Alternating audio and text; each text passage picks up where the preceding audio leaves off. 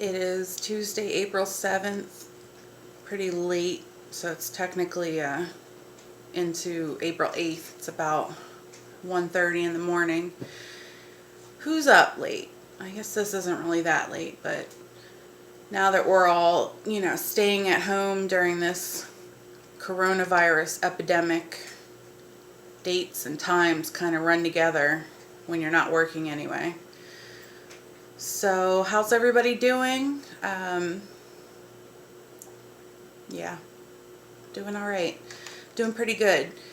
I watched a bunch of, YouTube videos and stories on the news, and it just got me thinking about how grateful I am to have a roof over my head, clean water, electricity, basic needs that some people don't have during this time. And I saw some people complaining about, having to stay home or having to stay home with their kids. And, I think we all just need to make the most out of our situation and use this as a time to enjoy spending time with your family. I'm alone most of the time. My boyfriend is a truck driver, so unfortunately, he has a job where he has to continue working. Think about it. Everything that you buy in a grocery store, a pharmacy, basically anything at Walmart came on a truck. So, truck drivers have a very important job, just like, people working in grocery stores, nurses, doctors, obviously, first responders, police officers. Those people are out there working and risking their health. And I think it's just important that those of us that our jobs, are considered non-essential, that we had to stay home, basically appreciate those that are out there, getting it done, what we need done. So anyway, I'm alone most of the time, and I love my TV. Believe me, I love watching movies, and it is starting to get a little bit boring though, just sitting in front of the TV. So I'm trying to start mixing it up and maybe getting some other things done. So one of the ideas, I was going to do a vision board for 2020. I know we're 4 months into 2020, but that's all right. Better late than never. So I'm going to do a vision board. I've always liked doing collages. I don't know if that light's in the way back there. I've always liked doing collages. I've done lots of them over the years, so I'm going to do one of those, and I will show you guys when it's all done. I want to put some of my goals on there. And comment below if you're doing any craft projects, art projects, anything like that. I find it very interesting to see what other people are doing. So basically, when I was working, which was, up till 2 weeks ago, my job, my whole company closed down. So all of us are considered non-essential, and we are, taking part in the stay-at-home order. It's been over 2 weeks already. I don't know when I'm going back to work, but, it always seems to be better somewhere else. Like when you're at work, sometimes you wish you could just be home or somewhere else. But then when you're at home, like now, for a long time, you kind of almost want to be back at work. So the grass is always greener on the other side of the quarantine, basically. I do like movies, like I mentioned before. So comment below, what's your favorite movie that you've seen recently, new or old? I did see recently, I'm drawing a blank here. Once Upon a Time in Hollywood. There it is. I didn't want to butcher the title. Once Upon a Time in Hollywood is a Tarantino film about the year 1969 when the Sharon Tate Manson family murders took place. So it's his perspective on that situation. I don't want to give any spoilers away if you haven't seen it yet. but it is good. I saw it once in the theater, and then I saw it again. It's on Showtime right now. If you have Xfinity, Showtime is free right now too.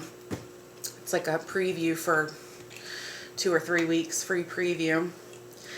So I looked up some things after watching the movie on Wikipedia about the house where the murder took place. And by the way, let me just first say, as cool as the movie was and as interesting as history is about, you know, these murders, I think it's absolutely horrible what happened to those people. Nobody deserves that. But it is still interesting, though, to learn about other things that happened around that time. And one thing I learned, so the address is 10050 Celio Drive. And the house was built in 1944. And, you know, if you go on Wikipedia, I'm not going to read the whole thing. You can see all the different people that lived in the house. And you know, people that owned the house. But one thing I learned was actually that Trent Reznor from Nine Inch Nails either bought or rented the house. Let me see here. Yeah, rented the house in 1992, and he actually set up a recording studio. So I used to be a pretty big fan of Nine Inch Nails. I still like their music. But what was interesting is that if you know anything about the murders, they wrote these, you know, Manson girls or whatever, wrote in blood on the wall of the house, "Death to the pigs." And Trent Reznor has a couple tracks on the Downward Spiral. One's called Piggy or Pig, and let me see here. There's like 2 that have to do with pigs, but anyway, so he said that it doesn't have to do with, you know, the murders, but you decide for yourself. Obviously, he was recording the Downward Spiral in that house. That had to have an influence. So, I'll just read the little quote for you real quick. So while I was working on the Downward Spiral, this is Trent Reznor. While I was working on the Downward Spiral, I was living in the house where Sharon Tate was killed. Then one day I met her sister. It was a random thing, just a brief encounter. And she said, "Are you exploiting my sister's death by living in her house?" For the first time, the whole thing kind of slapped me in the face. I said, "No, it's just sort of my own interest in American folklore. I'm in this place where a weird part of history occurred. I guess it never really struck me before, but it did then. She lost her sister from a senseless, ignorant situation that I don't want to support. When she was talking to me, I realized for the first time, what if it was my sister? I thought, fuck Charles Manson. I don't want to be looked at as a guy who supports serial killer bullshit. I went home and cried that night. It made me see there's another side to things, you know?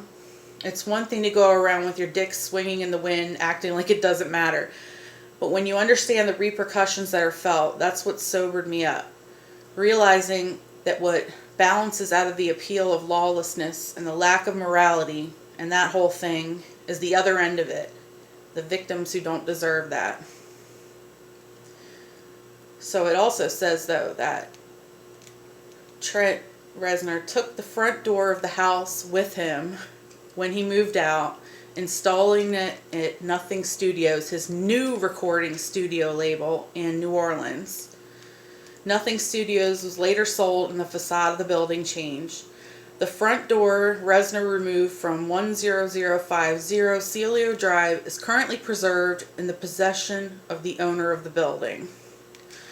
So, yeah, on one hand, he said he didn't want to be part of that serial killer stuff, but he built his studio in the house where it happened, you know, recorded some pretty dark music, and then also took the door from the house with him. So it's just interesting. There's more stuff to read about. I don't want to read the whole thing, but it just got me thinking, and so I got this book.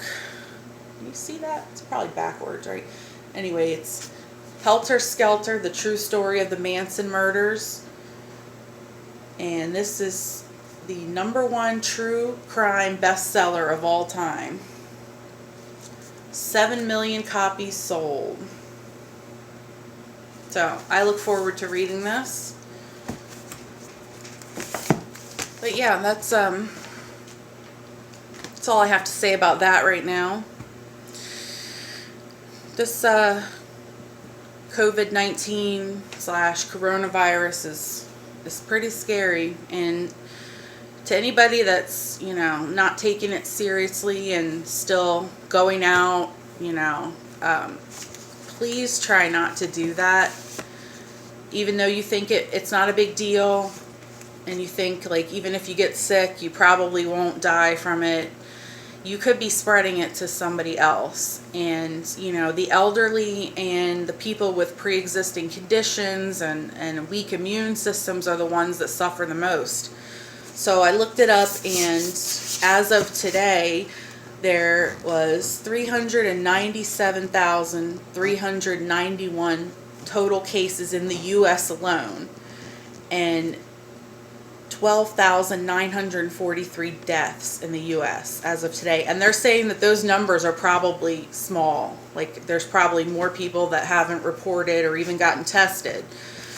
And that's just here in the U.S. So it is serious, and obviously, you know, the faster that we can get rid of this virus or deal with it, the faster we can get back to normal. So, you know, if you don't have to go out, don't go out. I mean, if you need groceries, obviously go do what you got to do. If you need medicine, if you have to go to the doctor, just take precautions. Wear a mask if you have to. I know they're hard to breathe in. Wear a mask.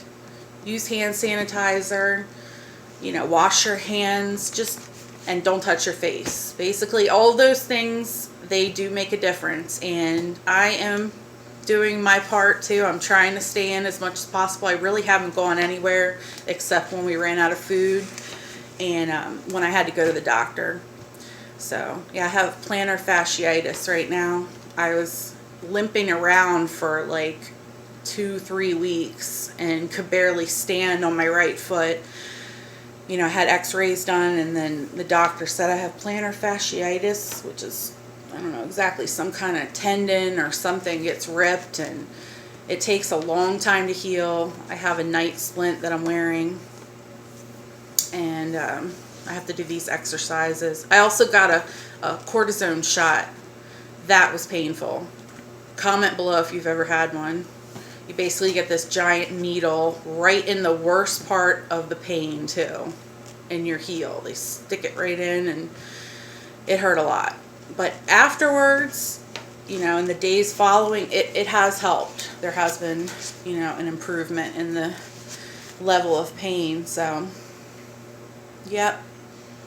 I think right now we've just got to find ways to entertain ourselves. So definitely comment below what movies or TV shows you're watching, or what projects, craft projects, you know, art projects, anything like that that you're doing.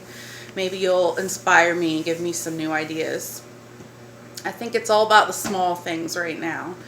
You know, make yourself a good meal. If you're at home with your family, you know, have family game night. I'm by myself, so I'm trying to start making more videos because it's just kind of like connecting with people in a way. I'm sorry if that light was kind of glaring. I am, you know, new to this whole YouTube thing.